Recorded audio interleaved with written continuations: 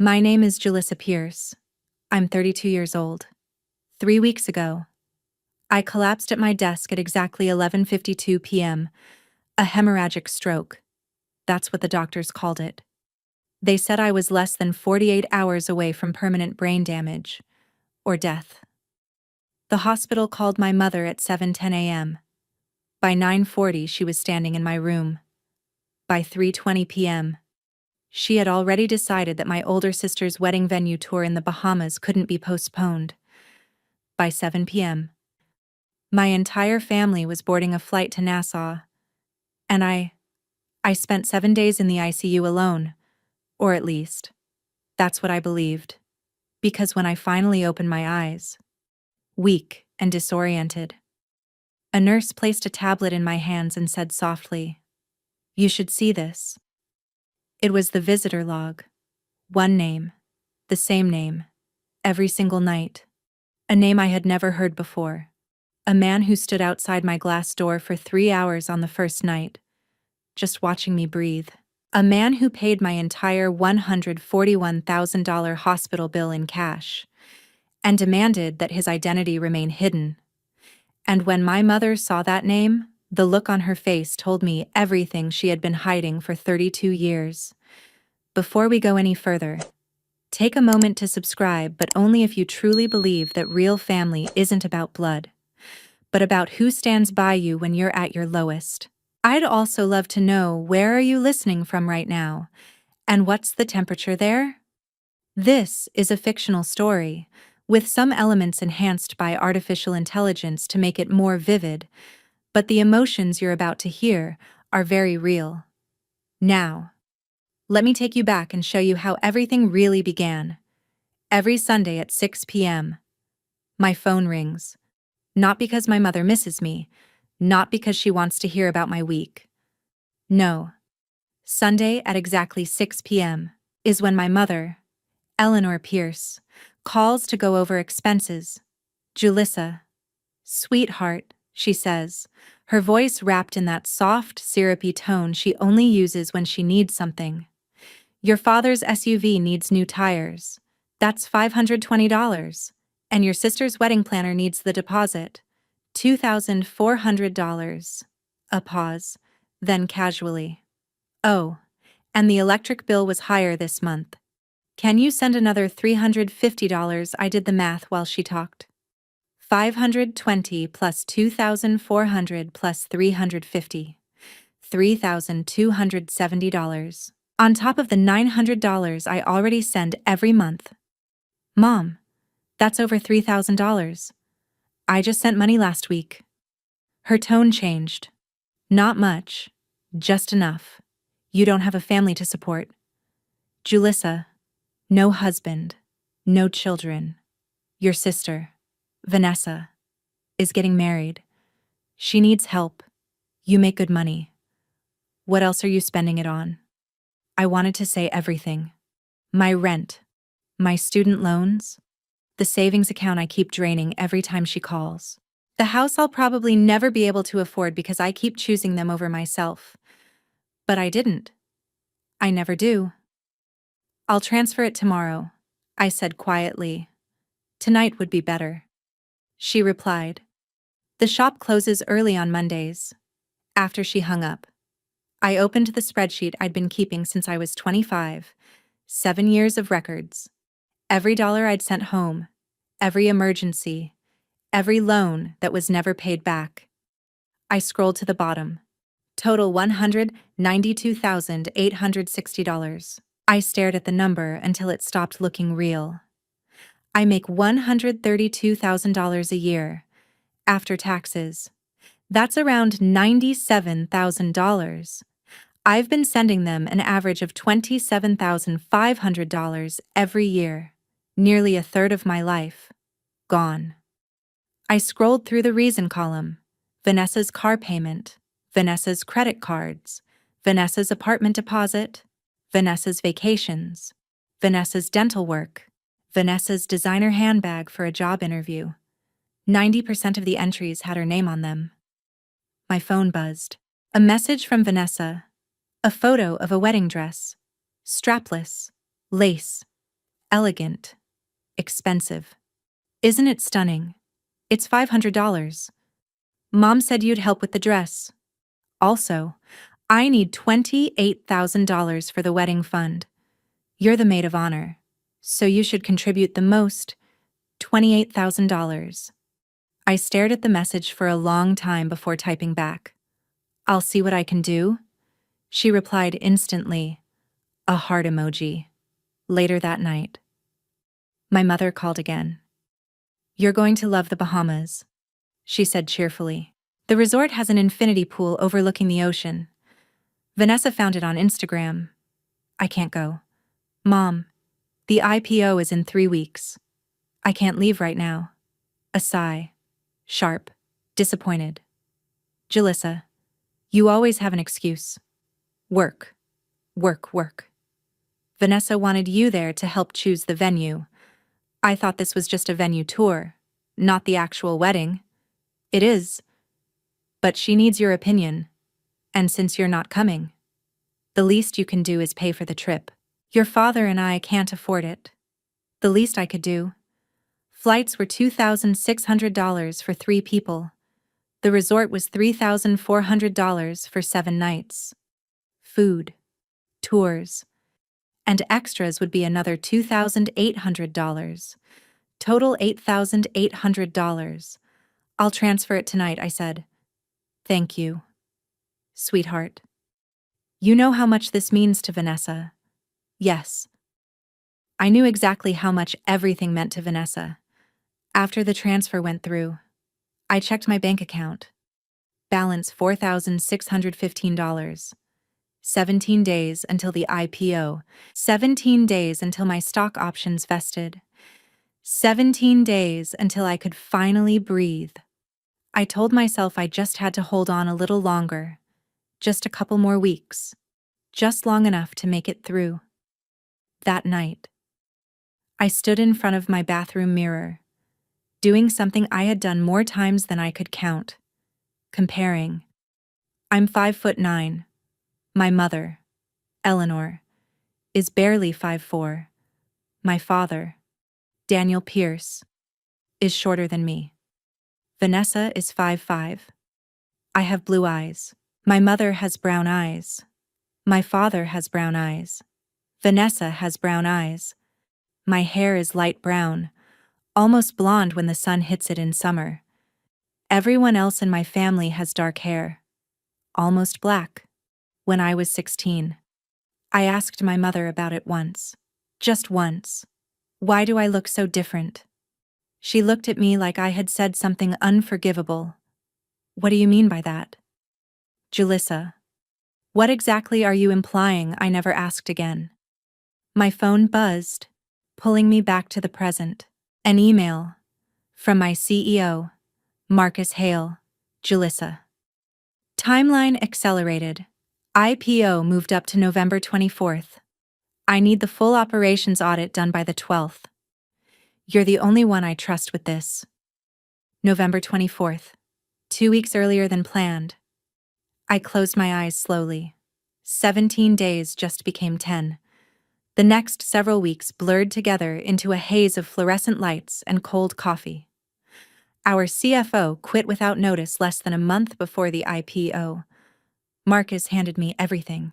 Investor reports, compliance filings, operational audits, due diligence packages. I worked 16 hours a day, sometimes 18. I slept 4 hours a night, sometimes less. Meals became protein bars at my desk because walking to the kitchen felt like wasted time. At my last physical, my doctor had looked at me with concern. You need to slow down, Ms. Pierce. Your blood pressure is not normal for someone your age. I didn't slow down. The IPO was worth over $12 million in funding. 40 employees depended on it. And my stock options, if we succeeded, they would be worth nearly $300,000. I just had to make it through. Another email from Marcus appeared on my screen. I know this is a lot, but if we miss this window, we lose everything. I need you on this. I started typing a reply, My head was pounding. It had been for days. I told myself it was stress, dehydration, lack of sleep. I reached for my water bottle. My hand missed. I frowned and tried again. My fingers didn't respond the way they should have. Something felt wrong.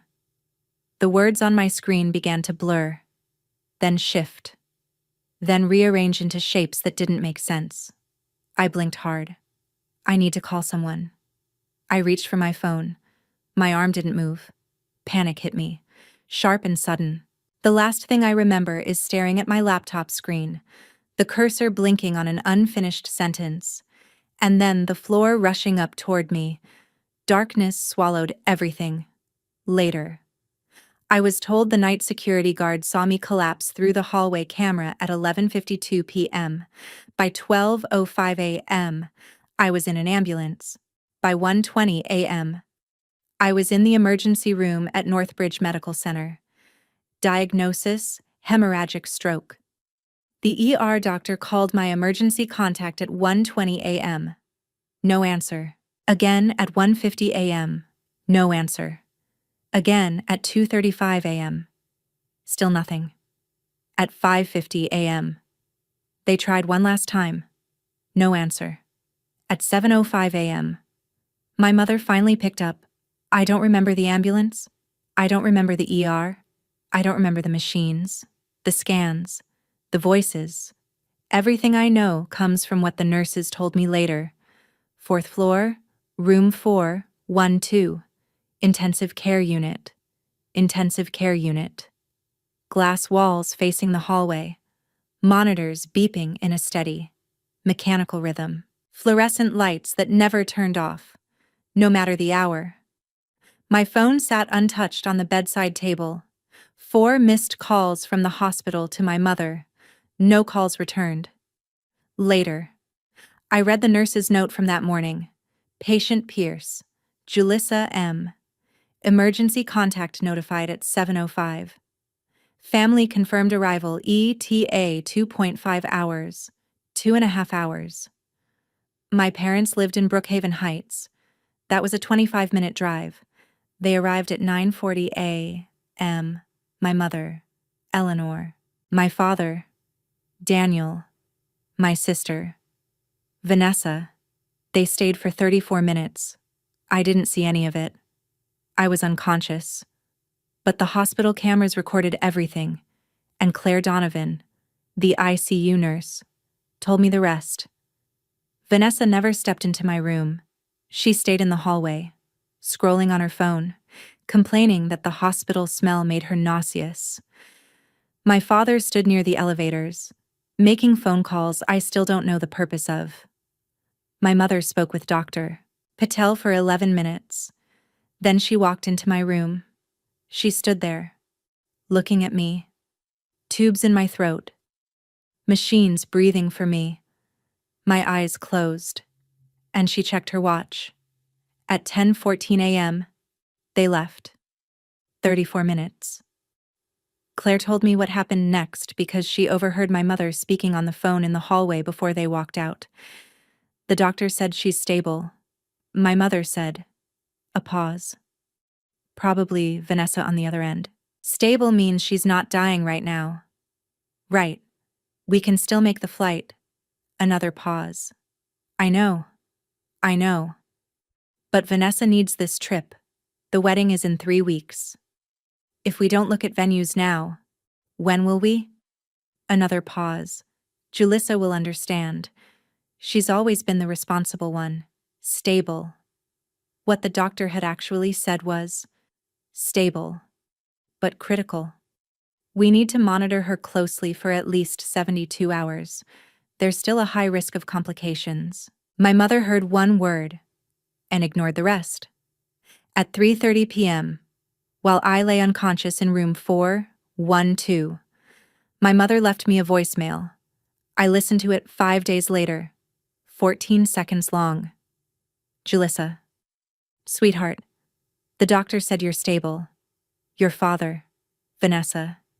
And I have to go to the Bahamas like we planned. The tickets are non-refundable. I'll call the hospital to check on you. Just rest. Okay. Vanessa really needs me for this trip. We'll be back next week. 14 seconds. She didn't say I love you. She didn't say I'm worried. She said Vanessa needs me. Then she hung up. At 6:42 p.m., while my blood pressure was dropping and the doctors were preparing me for more scans, Vanessa posted an Instagram story. A photo of the three of them at the airport. Gate 18. Oceanic Air Flight 771 to Nassau. My mother smiling. My father looking exhausted. Vanessa in the center. Flashing a peace sign. Caption Bahamas. Here we go. 130 people viewed that story in the first hour. If you think my family did the right thing by leaving me in the ICU just to go on a trip, comment trip. But if something about that choice doesn't sit right with you, if you feel like no one should ever be left behind like that, comment heartless. Sometimes a single word says everything we're feeling. I'm really curious to know which side you're on. Their trip attracted a lot of attention, and among those they met was someone they never expected. I'll tell you more about it right now. At exactly 8:05 p.m., a man walked into Northbridge Medical Center. He approached the front desk calmly. "I'm here for room 412, he said. "Julissa Pierce." The receptionist looked up the system. "Are you family?" "Sir." "Yes." "Your name?" He didn't hesitate. "Adrian Cole." They handed him a visitor badge and let him in. He took the elevator up to the 4th floor. Then he walked down the hallway until he reached room 412. And he stopped. He didn't knock. He didn't ask to go in. He didn't call for a nurse. He just stood there, outside the glass door, looking in. For 3 hours. The ICU hallway cameras recorded everything. At 8:05 p.m., a man in a gray suit, silver hair, around 60 years old, stopped outside my room. 8:20 p.m. Still standing, not moving. 8:50 p.m. A nurse approached him. He shook his head. She walked away. 9:35 p.m. Still there. Hands in his pockets, eyes fixed on the glass. 10:20 p.m. He sat down in the hallway chair, but his gaze never left me. 11:05 p.m. He stood again, walked up to the glass, pressed his palm against it, stayed there for several long minutes. At 11:17 p.m., he finally walked away. 3 hours and 12 minutes. Claire Donovan, the night nurse on duty, was the one who approached him earlier that evening. She had been working in ICU for over a decade. She'd seen everything. "Sir, can I help you? Would you like to go inside?" she asked. He shook his head gently. "No. I just want to make sure she's not alone." "Are you family?" He hesitated. Something passed across his face. Something heavy. Regret. Maybe guilt. Maybe both. "Yes," he said quietly. "I'm family." Claire handed him the tablet for the visitor log. He typed a name. Adrian Cole. Then he went back to standing outside the glass, as if that was the only place he believed he belonged. Later. "Claire told me, I've been doing this for 11 years. I've seen every kind of family, but I've never seen anyone stand outside a glass door for that long, like they were afraid they didn't deserve to go in." He came back the next night. 7:50 p.m., same gray suit, same silver hair. This time, he brought a laptop, sat in the hallway chair, worked quietly. Every few minutes, he would look up, at me, at 9:40 p.m. He closed the laptop, stood up, walked to the door, and this time, he went inside. Claire watched from the nurse's station. He pulled the chair closer to my bed, sat down. He didn't touch me. He just looked at my face. For a long time. Then his lips moved. Claire couldn't hear what he said through the glass, but she saw it. Later, when she asked him, He only gave a small, broken smile and shook his head. He stayed for 48 minutes. Then he left. Claire added a note to my file that night. Visitor Adrian Cole stated my daughter upon entering. Relationship unverified. Attempted to contact family. She called my mother. No answer. She called again. No answer. A third time. Voicemail. Claire pulled up the visitor log. November 18th. Adrian Cole. 8:05 p.m. to 11:17 p.m. November 19th. Adrian Cole. 7:50 p.m. to 11:38 p.m. No Eleanor Pierce. No Daniel Pierce. No Vanessa Pierce. Just Adrian Cole. A man none of us had ever heard of. A man who said he was my father. Claire told me she stared at that screen for a long time. I've seen families fall apart in hospitals. She said, people show you who they really are when someone they love is dying. She looked at me then, her voice softer. But your family, they didn't even show up. She paused. And this man, this stranger, stood outside your door like he didn't believe he had the right to come in. Her eyes didn't leave mine. I didn't know who he was to you, she said quietly. But I knew one thing. He cared. That was the only thing that mattered. Whoever he was, he cared. On the morning of November 21st, Dr. Patel ordered another CT scan. Something wasn't right. My vitals were stable, but they weren't improving. The swelling in my brain should have been going down. It wasn't. By 9:40 a.m., the results came back. Myocarditis. Secondary inflammation of the heart muscle.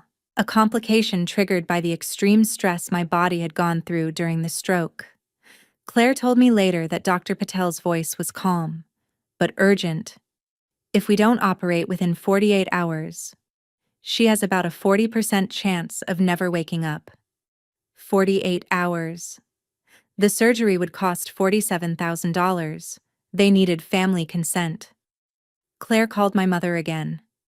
It was the 7th call since I had been admitted. This time, someone answered. Hello. My mother's voice was light, relaxed. In the background, Claire said she could hear waves, music, glasses clinking, laughter. Mrs. Pierce, this is Claire Donovan from Northbridge Medical Center. I'm calling about your daughter, Julissa. Oh yes, my mother said.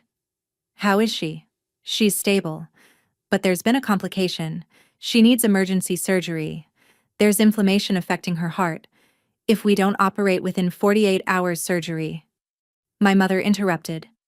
Her tone sharpened immediately. What kind of surgery? And how much is this going to cost? It's a cardiac procedure. The estimate is around $47,000. Silence. Then, disbelief. 47,000. Who's paying for that? Doesn't she have insurance in the background? Vanessa's voice rang out. Mom. The diving instructor is here. Claire steadied her voice. Mrs. Pierce, we need a family member to sign the consent form, and we require a $15,000 deposit before 6 p.m. today to proceed. Another pause. Then my mother said, Can you email me the form? I'll sign it digitally. A beat. As for the money, send the bill to Julissa's address. She makes good money. She can handle it. Claire told me her grip tightened on the phone so hard her knuckles turned white. Ma'am, your daughter is in a coma. She cannot pay anything right now. She has savings. My mother replied casually, I'm sure she does. Look, I can't just leave right now. Our return flight isn't until Monday. Just do what you need to do. Julissa has always been good at figuring things out. And then, the line went dead.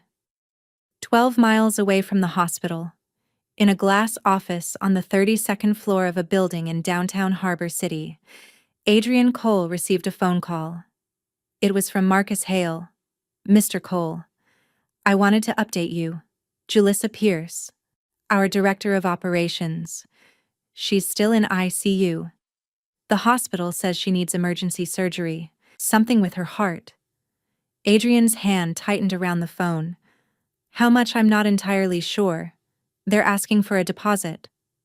Her family is apparently out of the country and unavailable. A pause. Then, calm and decisive. I'll handle it. Sir, you don't need to understand. Adrian said quietly. Focus on the IPO. I'll take care of Julissa. He ended the call, then immediately made another one. Marilyn Cross had worked in hospital billing for over 15 years. She had seen everything: insurance disputes, payment plans, bankruptcy filings, emergency crowdfunding campaigns, but nothing like this. At 3:40 p.m., her system alerted her to an incoming wire transfer.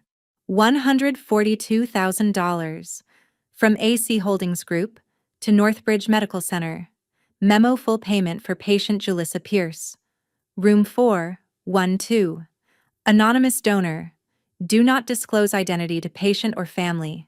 $95,000 for ICU care. $47,000 for surgery. Paid. In full. Marilyn Cross stared at the screen for a long moment. Then she pulled up my file. Julissa Pierce. Emergency contact Eleanor Pierce. She glanced back at the payment source. AC Holdings Group. Not Eleanor. Someone else.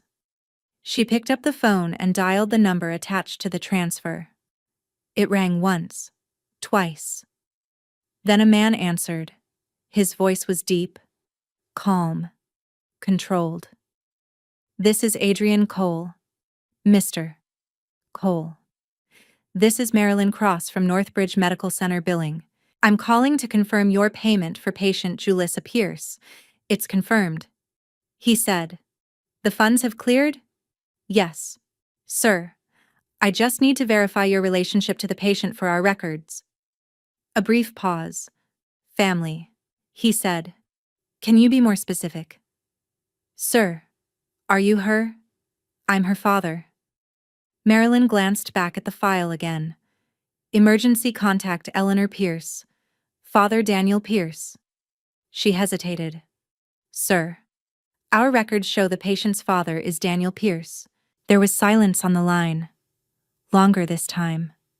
Then he spoke again. Quieter. There's more than one kind of father. Ms. Cross. Another pause. Please process the payment. Make sure she gets the surgery she needs. A breath. And don't tell her it was me. Not yet. The line went dead. Marilyn slowly lowered the phone. She looked at the confirmation on her screen. Then she turned her head toward the ICU wing, visible through the glass corridor outside her office. Down the hall, outside room 412, she could see him, sitting alone, gray suit, silver hair, laptop closed on his lap, eyes fixed on the glass door. She whispered to herself without realizing it. That man is the only family that girl has. At 5:50 p.m., local time. My mother finally sent the signed consent form. Attached was a short message. I've signed the form. I expect insurance to cover most of this. If there are any remaining costs, please send the bill directly to my daughter, Julissa Pierce, at her home address. She earns well and can take care of it. Eleanor Pierce. She didn't ask about the surgery. She didn't ask if I would survive. She just assumed that even unconscious, even dying, I would still pay for everything. Marilyn read the email twice. Then she looked at the payment already sitting in the system. $142,000. Paid in full. Anonymous. She hit reply. Mrs. Pierce, the account has already been settled in full. There is no remaining balance. She didn't explain further. She let my mother wonder. I don't remember being taken into surgery. I don't remember the anesthesia. I don't remember the 4 hours and 30 minutes I spent on that operating table while Dr. Leonard Hayes worked to repair the damage to my heart. But I know who was there. Adrian Cole sat in the surgical waiting room from 6:50 a.m. until 11:35 a.m. He didn't read. He didn't work. He didn't check his phone. He just sat there, holding something in his hand. Claire saw him during her break. She told me later what it was. A photograph. Old. Slightly faded. A young woman with dark hair. Maybe in her 20s. Laughing at something outside the frame. He kept running his thumb along the edge of the photo. Over and over. Like it was the only thing keeping him grounded. At 11:28 a.m., Dr. Hayes came out of the operating room. The surgery was successful, he said. She's stable. She should wake up within 24 to 48 hours. Adrian stood up. For a moment, Claire thought he might collapse. Thank you, he said. His voice broke slightly on the second word. Are you family? The doctor asked. Yes. Would you like to see her in recovery? Adrian hesitated. For a brief moment. Something passed across his face. No. Not yet. He said quietly. She should see her family first when she wakes up. The doctor frowned slightly. Sir, you are family. Adrian gave a small smile. The same quiet, fractured smile Claire had seen before.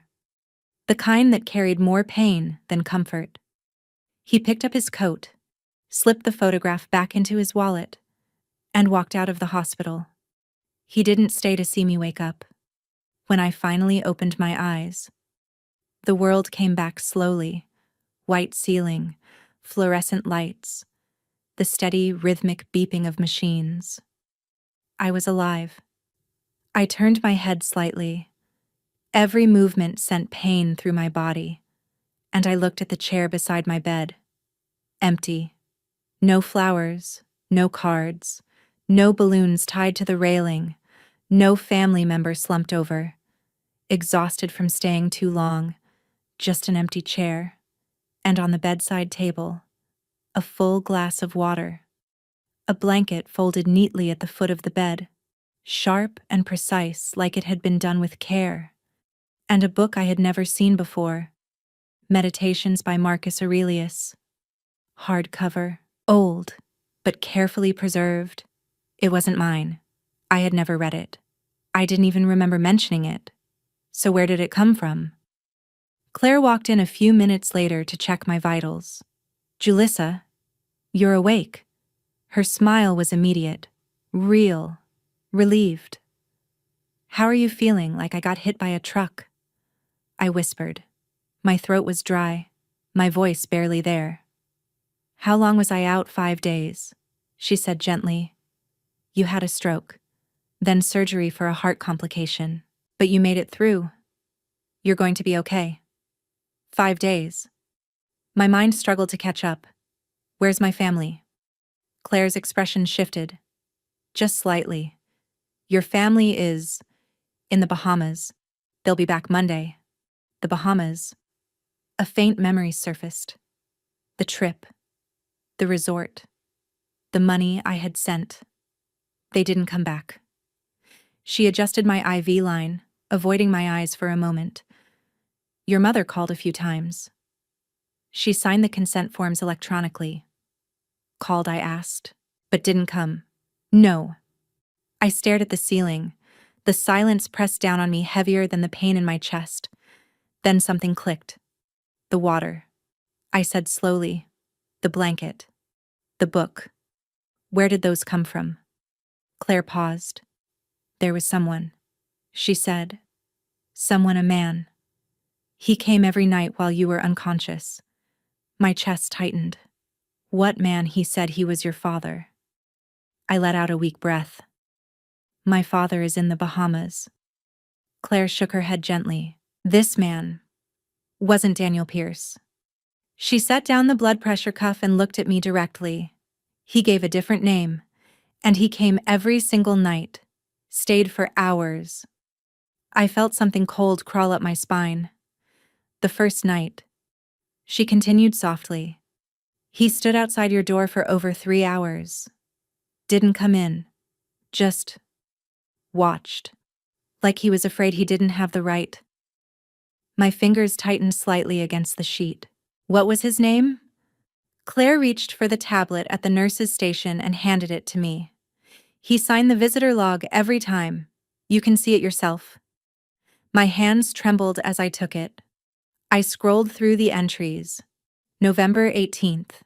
Adrian Cole, 8:05 p.m. to 11:17 p.m. November 19th. Adrian Cole, 7:50 p.m. to 11:38 p.m. November 20th. Adrian Cole, 7:35 p.m. to 10:20 p.m. November 21st. Adrian Cole, 7:05 p.m. to 11:50 p.m. Every single night. Only one name. Adrian Cole. No other names. No Eleanor. No Daniel. No Vanessa. Just Adrian Cole. Every single night. The repetition felt unreal, like my mind was refusing to accept what my eyes were clearly seeing. Who is Adrian Cole? I whispered, my voice barely holding together. Claire didn't answer immediately. She looked at me in a way I couldn't quite read. Careful, measured, like she was deciding how much truth I could handle all at once. He said. She hesitated, then continued softly. He said he's your father. My breath caught in my chest. For a second. Everything inside me went completely still.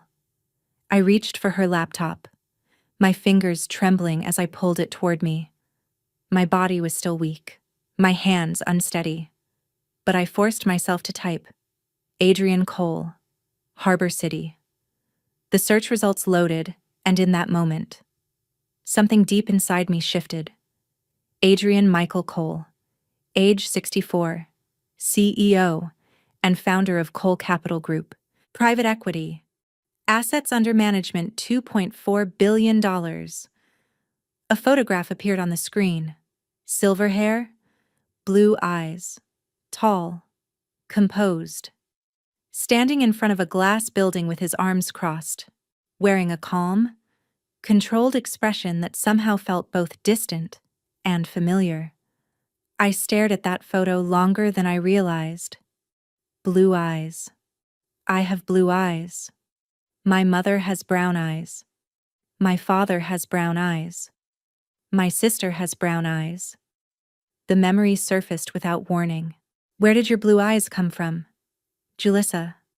I had asked that once when I was 16. Just once. My mother had gone completely still. Why are you asking strange questions? She snapped, her voice sharp enough to shut down anything I might have said next. She never gave me an answer, and I never asked again. My grandmother had died before I was born. I had never seen a photo of her, never heard a real story about her. That had always been the explanation, the convenient silence that filled in the gaps. But now, I was staring at a man on a screen whose eyes were the exact same shade as mine, the same color, the same intensity. It wasn't a coincidence. It couldn't be. My fingers moved again, almost on their own. Cole Foundation Scholarship. A website appeared. Clean, professional, carefully designed. I clicked into the higher education section. A list of scholarship recipients by year filled the screen. I scrolled slowly, then faster, and then I stopped. Julissa M. Pierce, University of California. Westbridge. Julissa M. Pierce. Julissa M. Pierce. Julissa M. Pierce. Westbridge School of Business. MBA program. My name. Repeated. Year after year. The scholarship. The one I had received in my sophomore year. The one that paid for the rest of my undergraduate degree and my entire MBA. The one that had come out of nowhere. No application. No interview. No explanation. Just approval. I remembered how confused I had been back then. How grateful. How relieved. And how my mother had reacted. You think you're so special because you got that scholarship? She used to say, don't let it go to your head. You just got lucky. Lucky. The word echoed in my mind now. It wasn't luck. It was him. My eyes shifted slowly to the bedside table. The book. Meditations by Marcus Aurelius. Carefully, I picked it up and opened the cover. On the first page, written in neat, steady handwriting, to my daughter, I hope one day you'll understand why I stayed away. A C. My vision blurred. It took me a second to realize I was crying. Tears slid silently down my face as everything began to connect in a way I couldn't ignore anymore. The scholarship, the investment, the man outside the glass, the payment, the name. I reached for my phone with shaking hands and dialed Marcus Hale. He answered almost instantly. "Jalissa, you're awake. Thank God." "We've been, Marcus." I cut in, my voice unsteady but urgent. "I need to ask you something." A pause. "Okay. The biggest investor in our company. Who is it?" Silence. Then another pause. Longer this time. "Why are you asking that? Coal Capital?" I said quietly. "They invested in us." "Didn't they?" More silence. Then, slowly, carefully, "Julissa, how do you know about that?" I didn't answer his question. When I asked, "When did they invest?" he exhaled. 2021, he said. Series A, $2 million. The same year, everything in my life had started to change. The same year I joined the company. I swallowed hard. Did he ask for anything I asked? When he invested? Did Adrian Cole request anything specific? There was silence on the line. Longer this time. "Julissa, I don't understand why you're asking this." "Did he?" Marcus exhaled slowly. "He asked to remain anonymous. He didn't want his name mentioned to any employees." A pause. And. Marcus hesitated. "He asked to be informed if anything ever happened to you." My fingers tightened around the phone. "If anything happened to me?" "Yes." My heart started pounding. "He called me the night you collapsed." Marcus continued. "Before I even knew what had happened, before the ambulance report came through, he asked which hospital you were being taken to." I closed my eyes. He knew. Before anyone else. "Julissa," Marcus said quietly. "Who is this man? Why does he care so much about you?" I looked down at the book in my lap, at the handwriting on the first page. "To my daughter, I think," I said slowly, my voice barely above a whisper. "He's my father." 7 days later, Monday morning, at 11:40 a.m., my mother walked into the hospital lobby. I didn't see it myself, but Claire told me everything, and the security cameras captured the rest. Eleanor Pierce looked different. Her skin was sun-kissed from a week in the Bahamas. She wore a bright floral dress, sandals, and carried a duty-free shopping bag in one hand. She walked straight to the front desk. "I'm here for my daughter, Julissa Pierce. Room 412. I need to sign the discharge papers." The receptionist, a young woman named Lila, pulled up my file. "Of course." "Ma'am, let me just check the account status first." "My what?" "The billing." "Ma'am, I need to confirm if there's any remaining balance before discharge." My mother frowned slightly. "Just send whatever bill there is to Julissa's address. She can handle it." Lila glanced at the screen, then back up. "Ma'am, the account has already been settled. There's no remaining balance." My mother froze. "What do you mean?" "Settled by insurance." "Number, ma'am?" "A family member made a direct payment." "How much?" $142,000. The silence that followed was heavy. "What family member?" my mother asked slowly. "Who paid?" "I'm not authorized to disclose that information." Lila said. "The donor requested anonymity." "Donor. My mother's voice sharpened. No one in my family has that kind of money. She leaned forward. Let me see the visitor log. I want to know who's been coming to see my daughter. Lila hesitated, then handed over the tablet. My mother scrolled. November 18th. Adrian Cole. November 19th. Adrian Cole. November 20th. Adrian Cole. November 21st. Adrian Cole. November 22nd. Adrian Cole. November 23rd. Adrian Cole. No Eleanor Pierce. No Daniel Pierce. No Vanessa Pierce. Just Adrian Cole. Claire told me later it was like watching someone see a ghost. All the color drained from my mother's face. The tablet slipped from her hands and hit the floor. She didn't even react. She just stood there, staring. Adrian Cole. She whispered. Ma'am. Are you okay? Lila asked. My mother didn't answer. She knew that name. Claire said my mother walked toward the ICU like someone walking to their own execution. Slow steps, shaking hands. She turned the corner and stopped. About 20 feet away, sitting in the hallway chair outside room 412. Was Adrian Cole? He looked up. Their eyes met. 32 years. That's how long it had been since they had last seen each other. He stood up slowly. He didn't move toward her. He just stood there, waiting. Adrian, my mother whispered. Her voice was barely audible. He didn't answer right away. For a long moment, he just looked at her. Then he spoke, his voice low, controlled. Every word deliberate. 32 years. Eleanor, 32 years.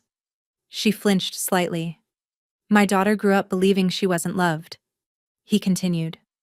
For 32 years, I stood on the outside, looking in. And this past week, I stood outside that glass every night, watching over her, paying her bills, making sure she wasn't alone. He took one step forward. And where were you? My mother opened her mouth, closed it again. No answer came out. You were in the Bahamas, he said, on a vacation your daughter paid for, while she was lying here, dying. Adrian, I didn't know you knew enough. His voice didn't rise. It didn't need to. The hospital called you.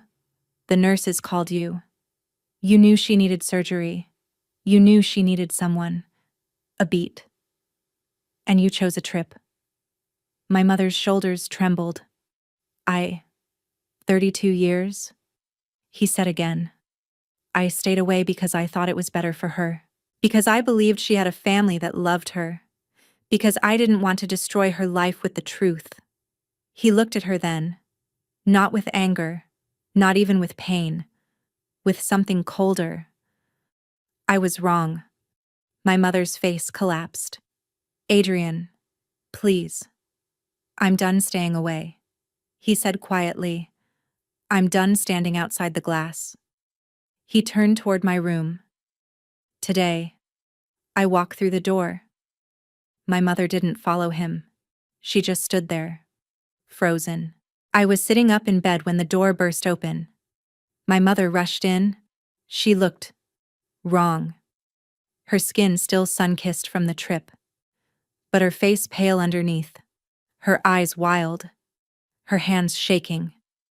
Julissa, we need to talk. I didn't answer right away. I was looking past her, through the glass, at the man standing in the hallway. Silver hair, blue eyes, my eyes. Who is he? I asked quietly. Who? The man out there. The one who's been here every night. My voice steadied.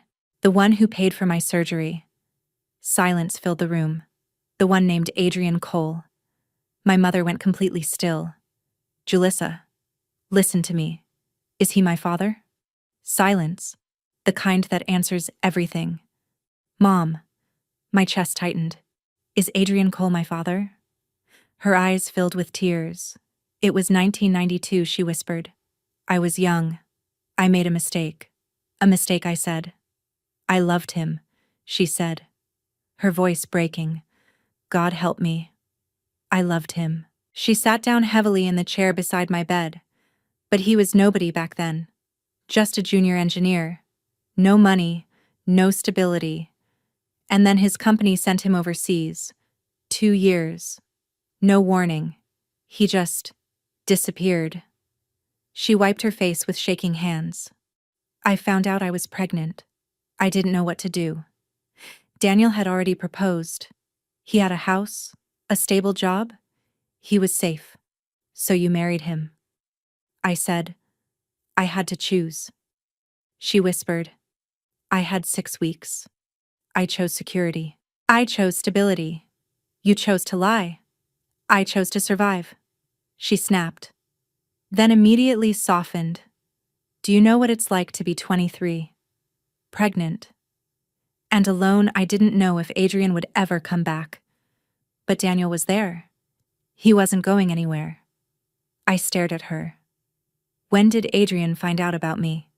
She looked away. He came back. 2 years later. But you were already a year old. I was married. I told him to stay away. I told him you were Daniel's daughter, that he had no rights. Did he believe you? I made him believe me, she said quietly. I threatened him. I told him I'd call the police, that I'd ruin him if he ever came near us again. A cold wave washed over me, and he stayed away for 20 years, she said. Then somehow, he found out the truth. Maybe DNA. Maybe he hired someone. I don't know. About 10 years ago, he started trying to reach out. Through lawyers, through other people. He wanted to meet you. And you said no. I told him you had a family, that you didn't need him complicating your life with the past. The past, I repeated. I let out a bitter laugh that hurt my chest. Mom, you've been punishing me my entire life. Her head snapped up. What are you talking about? Every time you looked at me, you saw him. I said, every time I succeeded. You resented it. Because I wasn't supposed to succeed. I was supposed to be your mistake. Your secret.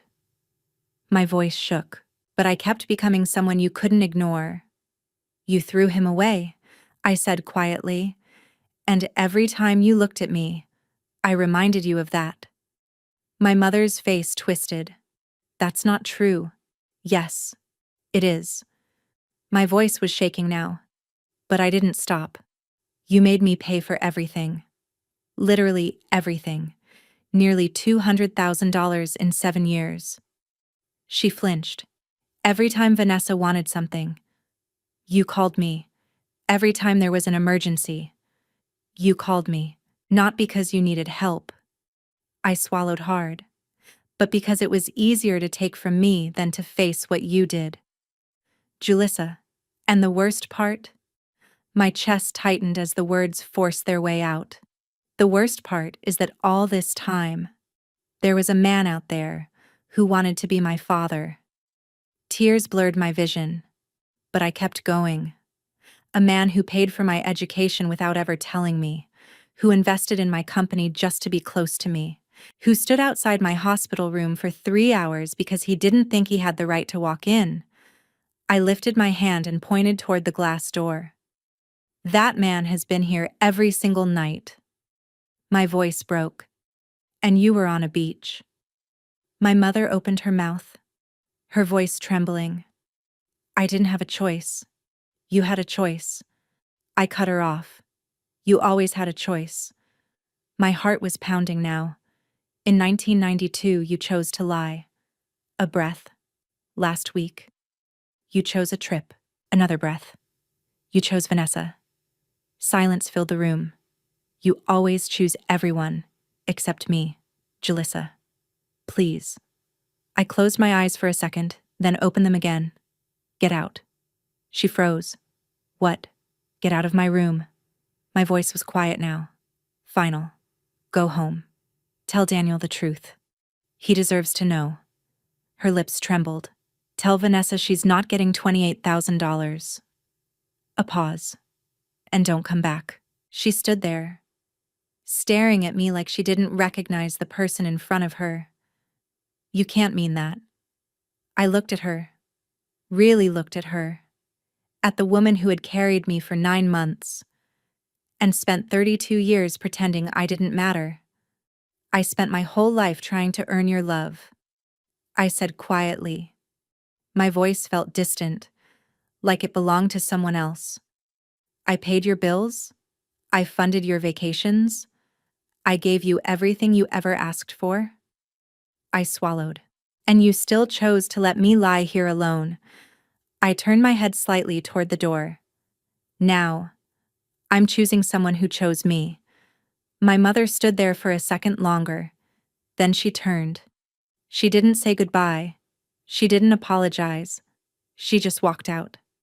Her footsteps echoed down the hallway, growing quieter with every step. I watched her through the glass until she disappeared. And then, I watched someone else walk in. Adrian Cole, 64 years old. Silver hair, blue eyes. My eyes. He stopped a few feet inside the room. Not too close. Not too far.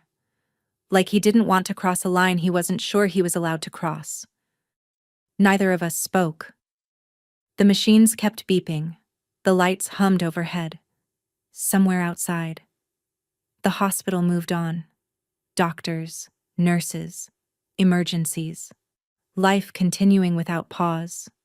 But in that room, it was just us. And 32 years of silence. I don't know where to start, he said finally. His voice was deeper than I expected. Steady. But there was something underneath it. Like he was holding back more than he could say. Start with the glass door. I said. The first night. Why didn't you come in? He looked down at his hands. Because I didn't know if I had the right. He took a slow breath. 32 years. I watched your life from a distance. Your high school graduation. I was there. Back row. My chest tightened. Your college graduation. I watched the live stream from my office. He paused. Your MBA ceremony. I sent flowers.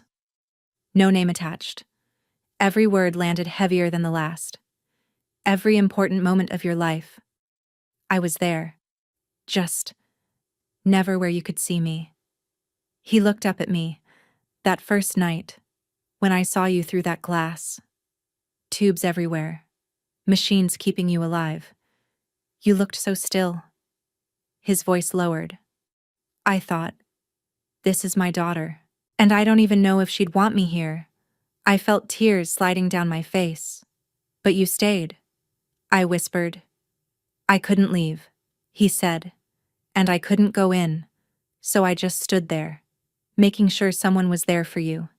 Even if you didn't know it. I didn't wipe the tears away. The scholarship. I said, that was you. He nodded. 2012. That's when I found out about you. I hired someone. Got a DNA confirmation. A faint, almost sad smile crossed his face. I didn't know how to approach you, so I did the only thing I could think of. I created a scholarship, made sure you qualified. I closed my eyes for a second. And the investment 2021, he said. When I saw you were working at the company, I invested $2 million. He shook his head slightly. Not because I believed in the company, although it worked out, but because I wanted to be close to you. Even if you never knew. My throat tightened. And the hospital bill. He gave a small, almost dismissive smile. That was easy. His expression shifted. You were dying. Someone had to take care of it. You could have walked away, I said. You could have left it to my mother. He repeated the words slowly. Your mother. There was something cold in his voice now. She's been dealing with this for 32 years, by treating you like a reminder of her worst mistake, by taking from you, and giving nothing back. A pause. And by leaving you here, while she went on vacation, he shook his head. I couldn't walk away. Not anymore. Silence settled between us again. I have a question, I said. Anything. Your life? Your family? Did you ever… I was married, he said. 15 years. We divorced in 2017. He looked away briefly. She said I was never really there. That part of me was always somewhere else. With someone else. He looked back at me. She was right. My chest tightened again. No children, he shook his head. I couldn't.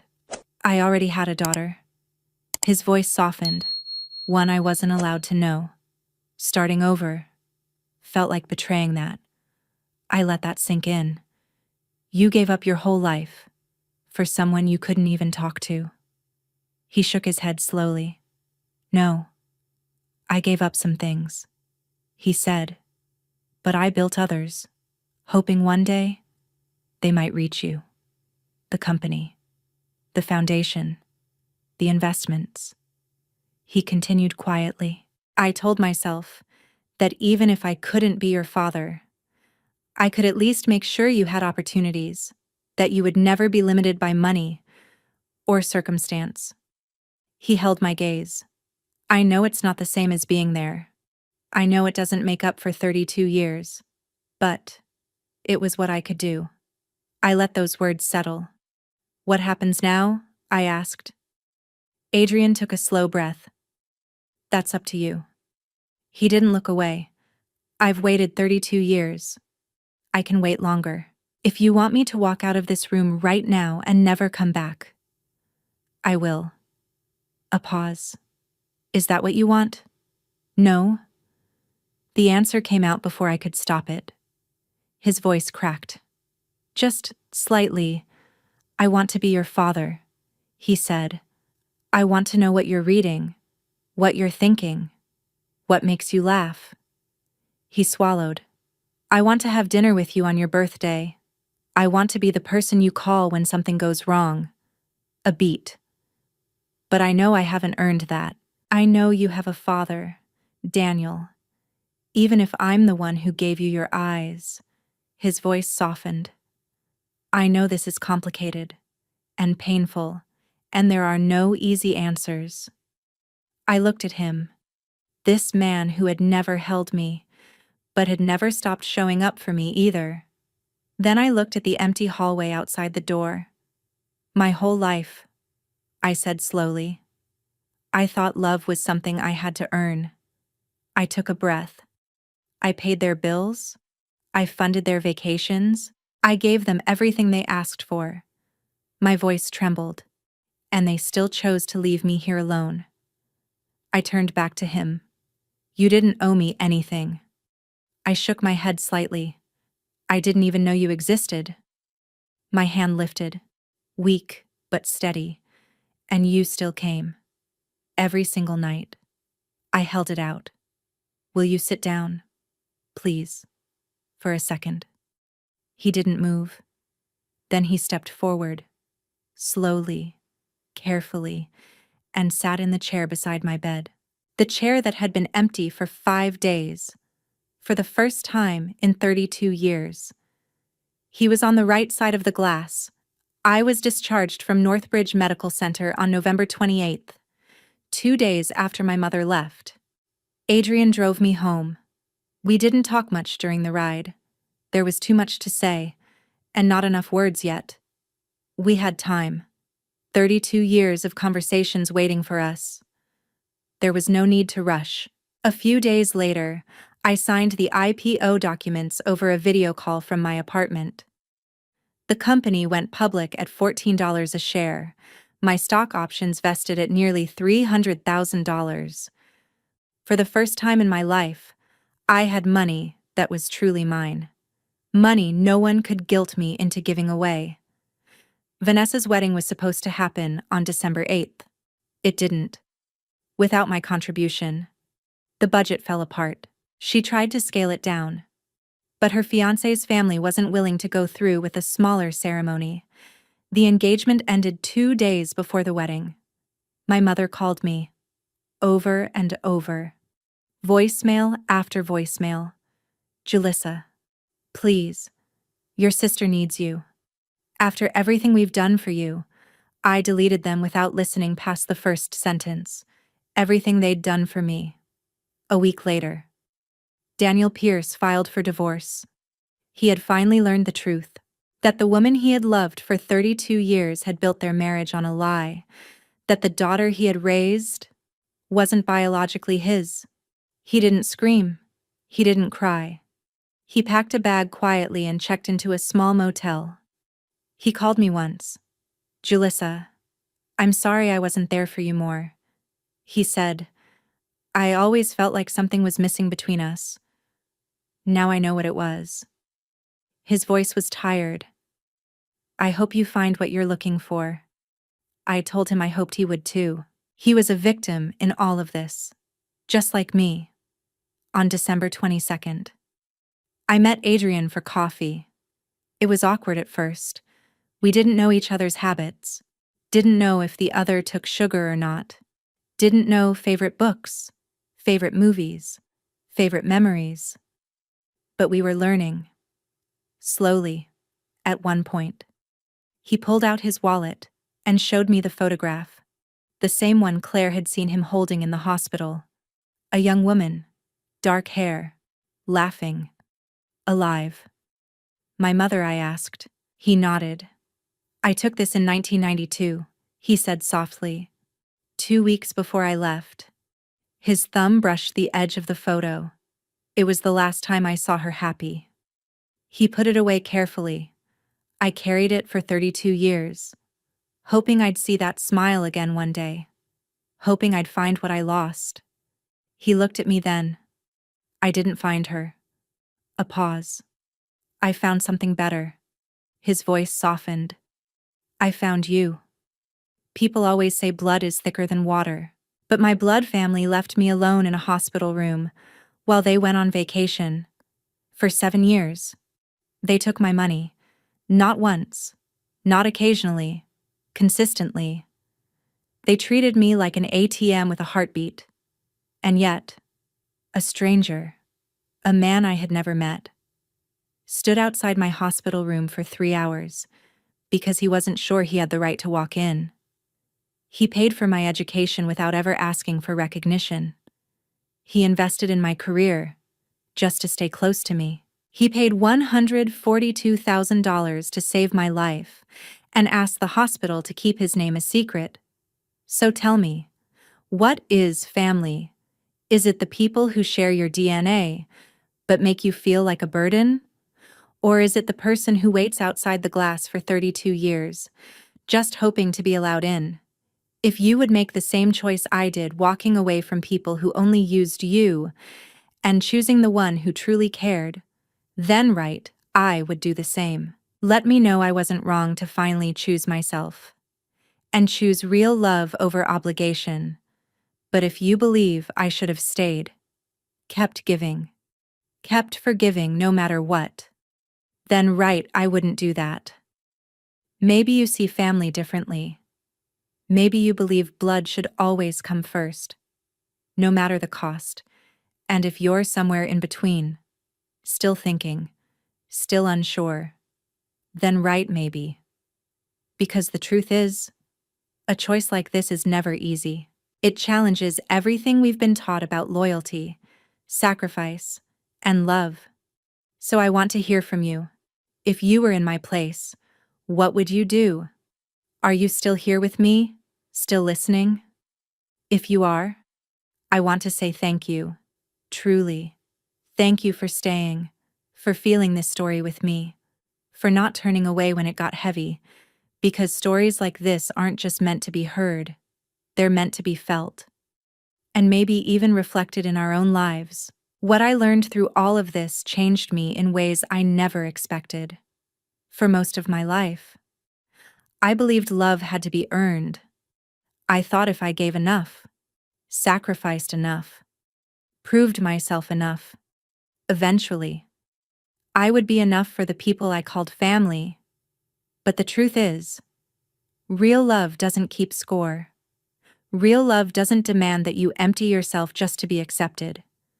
And real family is not always the one you're born into, but the one that shows up when you need it most. I learned that being strong doesn't mean staying where you're not valued.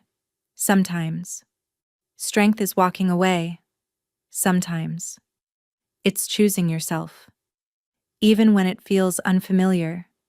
Even when it hurts.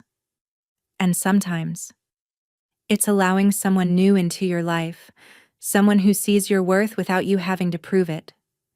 If you're going through something similar, I want you to hear this. You are not selfish for protecting your peace. You are not wrong for setting boundaries. And you are absolutely not unworthy of love just because someone failed to give it to you. Take a moment right now. Seriously. Put your phone down for a second if you need to. Take a deep breath. Maybe drink a little warm water. Stretch your shoulders, your neck. Just a small movement to remind your body that you're here, that you're okay, that you matter. Because you do. More than you think. And if this story touched you in any way, if it made you feel seen, understood, or just a little less alone, then I'd love for you to be part of this community, not just as a viewer, but as someone who brings value, empathy, and voice. You can subscribe if you feel this space is meaningful to you. You can leave a comment and share your thoughts, your story, or even just a single word that reflects how you feel. You can like and share this video so it reaches someone else who might need it today. Because sometimes, the smallest action can make the biggest difference in someone else's life.